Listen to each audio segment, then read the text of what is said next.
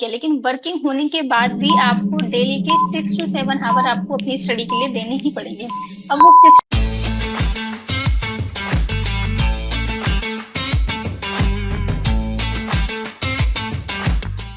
How can I complete my revision for NOTSET while working in hospital?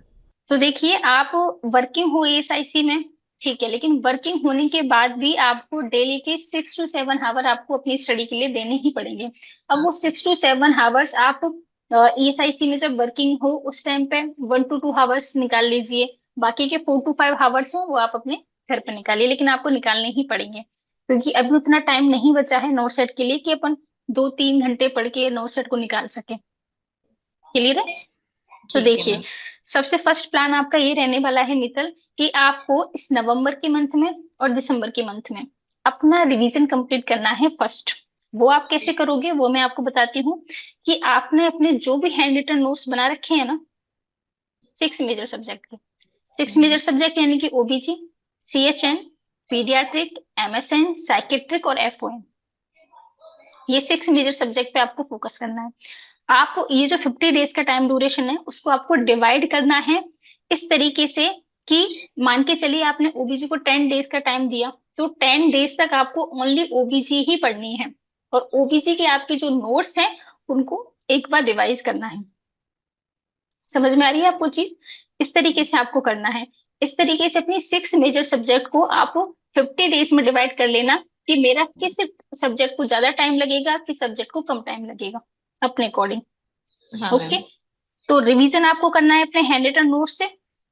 अब practice की अगर बात करें तो प्रैक्टिस आपको जो करनी है मीतल, वो आपको आपका जो एनएनएल का क्यू बैंक है ना, हाँ हाँ हाँ हाँ हाँ हाँ। ठीक है, ओके, एनएनएल का जो क्यू बैंक है उसमें से आपको क्वेश्चन प्रैक्टिस करनी है। जैसे कि आपको मान के चलते हैं आज आपने ओबीसी का पीपीएच वाला टॉपिक पढ़ा, तो पीपीएच वाले टॉपिक का आपने फटाफट से अपने नोट्स याद किए, लर्न हाँ किए नोट्स।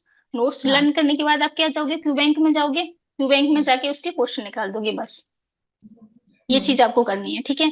अभी टारगेट हाई वगैरह साइड में रख दीजिए, क्योंकि हाँ आप पहले भी नोट्स दे चुके हो, तो आई थिंक अपना टारगेट हाई एक बार तो निकाली होगी। हाँ हाँ हाँ, मैं 2-3 बार निकाली है, पर भी क्या है मैम के क्वेश्चन अभी वन लाइनर तो ऐसे तो कुछ आते हैं ही नहीं, तो वो यस यस, करना भी मुझे लगता है कि ये टाइम वेस्ट ही है। ठीक है, तो तो अभी मैं आपको बताती हूँ। हाँ, आपको एनएनएल के क्यू बैंक से एक तो क्वेश्चन प्रैक्टिस करनी है। सेकंड आपको क्या करनी है, अगर आपके पास टारगेट आई है तो टारगेट हाई के कंप्लीट क्वेश्चन नहीं करने, आपको क्या करना है, टारगेट हाई में जैसे कि ओबीजी सब्जेक्ट जब खत्म होगी ओबीजी की थ्योरी, तो उसके बाद आई थिंक 80 to 90 क्वेश्चन होंगे क्लिनिकल बेस वाले, स्टार्टिंग में ही। ठीक है, मेन क्वेश्चन बाद में आएंगे, स्टार्टिंग में वो क्लिनिकल वाले क्वेश्चन आएंगे, तो वो क्वेश्चन आपको प्रैक्टिस करने हैं बस। अच्छा उसके अलावा टारगेट आई में से कुछ प्रैक्टिस नहीं करना है। अच्छा, क्लिनिकल टारगेट आई बेस में वाले। से क्लिनिकल बेस वाले क्वेश्चन है हर सब्जेक्ट वाइज, वो क्वेश्चन सॉल्व करने हैं। और इमेज बेस वाली जितनी भी चीजें हैं उनको एक बार अपनी आंखों के सामने से निकालना है। ठीक है, हाँ जैसे मैं आपको एग्जांपल देती हूँ ओबीजी सब्जेक्ट की। ओबीजी सब्जेक्ट के 10 दिन हैं आपके पास, तो टाइम ड्यूरेशन डिवाइड करना, कि आप डेली के 6 to 7 आवर्स अगर अपनी स्टडी को दे रहे हैं, तो 5 आवर्स दीजिए अपने थ्योरी पोर्शन को। उसके बाद 1 से 2 घंटे में आप क्या करोगे, क्वेश्चन प्रैक्टिस करोगे एनएनएल के क्यू बैंक से, और साथ के साथ किससे करोगे, जो टारगेट हाई का क्लिनिकल बेस वाले क्वेश्चंस मैंने आपको बताए वो, और उस सब्जेक्ट के जितना भी इमेज वाला पोर्शन है वो आप एक बार देखोगे। ये हाँ। आपको करना है स्टार्टिंग में, ठीक है, ज्यादा वर्कलोड नहीं है, यही करना है। बाकी अगर इसके बाद भी अगर आपके पास थोड़ा टाइम बचे, जैसे कि आप क्वेश्चन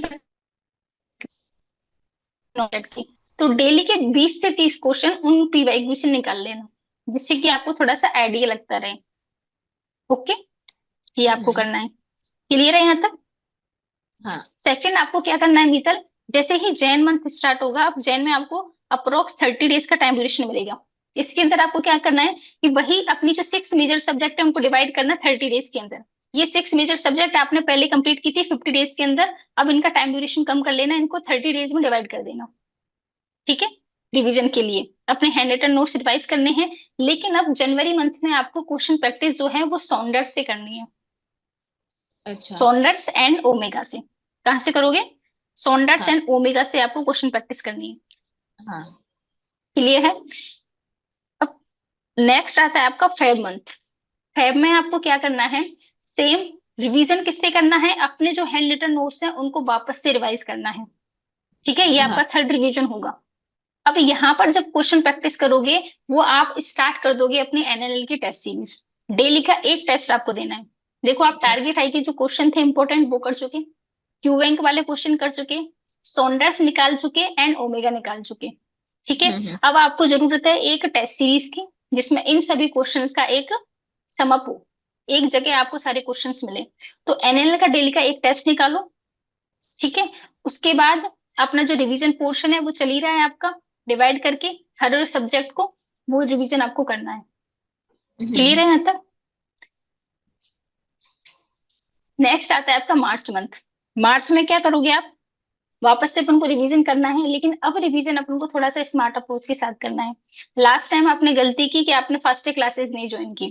फास्टे क्लासेस ज्वाइन करना कंपलसरी है, क्योंकि फास्टे क्लासेस में से 50% क्वेश्चन एज इट इज आपको उन कॉन्सेप्ट से मिलेंगे। आपको दिमाग लगाने की ही जरूरत नहीं लगेगी एग्जाम में, इतना डायरेक्टली क्वेश्चन फास्टे क्लासेस से आता है। ठीक है, और आपके प्लान में वो पहले से ही इंक्लूडेड है फास्टे क्लासेस। तब मार्च के मंथ में क्या करोगे, मित्तल जैसे कि 30 डेज का टाइम ड्यूरेशन आपको मिला है, क्लियर है? हाँ। तो इन 30 डेज में जैसे कि आपने 6 डेज दिए हैं अपने साइकेट्रिक सब्जेक्ट को। अब इन 6 डेज में स्टार्टिंग के जो 3 डेज हैं उसमें आप क्या करोगे, आपके जो साइकेट्रिक के नोट्स है ना उनको आपको रिवाइज करना है फटाफट से, 3 दिन के अंदर बस एक बार आंखों के सामने से निकालना है। नेक्स्ट जो 3 डेज हैं उसमें क्या करोगे कि अंकित सर जो फास्टे क्लासेस लेंगे उन फास्टे क्लासेस को एक मूवी की फॉर्म में आपको देखना है। ठीक है, कंप्लीट फर्स्ट क्लास को देखना है। जैसे कि एक फर्स्ट क्लास खत्म हुई उसकी पीडीएफ आपको अवेलेबल करा दी जाएगी और उसकी पीडीएफ को फटाफट से गो थ्रू कर लेना है। तो इस तरीके से 6 डेज में आपकी फर्स्ट क्लास खत्म हो जाएगी। मैं फर्स्ट क्लासेस देखने के लिए आपको इसलिए बोल रही हूँ क्योंकि जब आप एग्जाम दोगे ना तो ये जो वीडियो आप फर्स्ट क्लासेस की देखोगे तो इसकी मेमोरी आपको वहां पे रिकॉल आएगी। ठीक है ना, तो ये देखना कंपलसरी है। इसी तरीके से 6 मेजर सब्जेक्ट की आपको फर्स्ट क्लासेस देखनी कंपलसरी है। फर्स्ट क्लासेस स्टार्ट फेब में हो जाएंगी, लेकिन अपन को मार्च से स्टार्ट करना है और रिकॉर्डेड फॉर्म में देखना है, लाइव नहीं देखना है। क्लियर? और प्रैक्टिस के लिए डेली का एनएल का एक टेस्ट अपन दे ही रहे हैं फरवरी से। ठीक है, हाँ, वो और मार्च में भी कंटिन्यू रहेगा। अभी एनएनएल की कोई टेस्ट स्टार्ट होने वाली है, कब से हाँ, होगी? एनएल की टेस्ट स्टार्ट होने वाली है, लेकिन मैं वही बता रही हूँ आपको, वो सभी टेस्ट अगर स्टार्ट हो रहे हैं, स्टार्ट होने के बाद भी आपके ऐप पर वो सेव रहेंगे। ठीक है, ऐसा नहीं ऑनलाइन लाइव होने के बाद वो उनको आप नहीं दे पाओगे, ऐसा नहीं है, आपके पोर्शन में सेव रहेंगे वो। तो आपको पहले टारगेट आई के जो बेसिक क्वेश्चंस हैं जो मैंने बताए हैं वो आपको करना है, क्यू बैंक आपको करना है क्योंकि काफी गैप हो गया आपकी प्रिपरेशन में। ठीक है, उसके बाद एक बार साउंडर्स निकालिए और ओमेगा बुक निकालिए।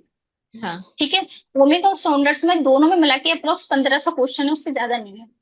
हाँ। तो इसलिए आप दोनों बुक को एक मंथ में निकाल सकते हो। उसके बाद आप एनएलएल की टेस्ट सीरीज पे आइए और 1 फरवरी से डेली का एक टेस्ट देना स्टार्ट कर दीजिए। अगर टेस्ट खत्म हो जाते हैं तो वापस जो पहले टेस्ट आप दे चुके हो उनको वापस से रिवाइज करना है, लेकिन डेली का एक टेस्ट लगाना ही है। ठीक है, एक टाइम फ्रेम है जिससे कि टाइम मैनेजमेंट हो सके आपका, लेंदी नहीं लगे और आप स्किप नहीं कर पाओ क्वेश्चन। ओके, ये मार्च का काम हो गया। अब अप्रैल मंथ में 10 डेज के अंदर आपको क्या करना है, लास्ट के जो 10 डेज होते हैं उसके अंदर आपको केवल जो फास्टे क्लासेस देखी थी ना अपन ने उसकी हाँ। पीडीएफ को आपको देखना है। अब नोट्स को नहीं देखना क्योंकि इतना टाइम नहीं मिलता कि 10 दिन में आप पूरा नोट्स रिवाइज कर सको।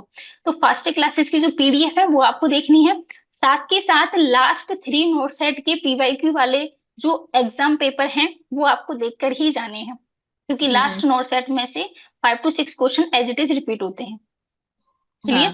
वो तो अभी मैं कर तो ही रही हूँ, वो तो पीवाई हाँ, की उनको भी। लास्ट में आपको रिवाइज करके ही जाना है। अभी आप कर रहे हो ओके, वेल एंड गुड, लेकिन लास्ट में आपको रिवाइज करना है। साथ के साथ आपको क्या करना है कि एनएनएल के यूट्यूब चैनल पर जितनी भी रिकॉल सेशन आएंगे, जितनी भी प्रिडिक्शन सीरीज आएंगी, चलो मिलकर पढ़े सेशन आएंगे लास्ट टाइम पे, वो आपको सभी देखने हैं, एक भी स्किप नहीं करना है। ठीक है, बस लास्ट के 10 डेज में आपको इतना करना है, देन आपका प्री होगा, देन आपका मेंस होगा, उसके अलावा आपको कुछ नहीं करना। लेकिन आपको ये एकदम पता होना चाहिए कि मेरे को इस मंथ में मेरा क्या टारगेट है, मेरे को क्या अचीव करना है, नेक्स्ट मंथ में मेरे को कहाँ से क्वेश्चन प्रैक्टिस करनी है, कैसे रिवीजन करना है, ये चीज क्लियर होनी चाहिए।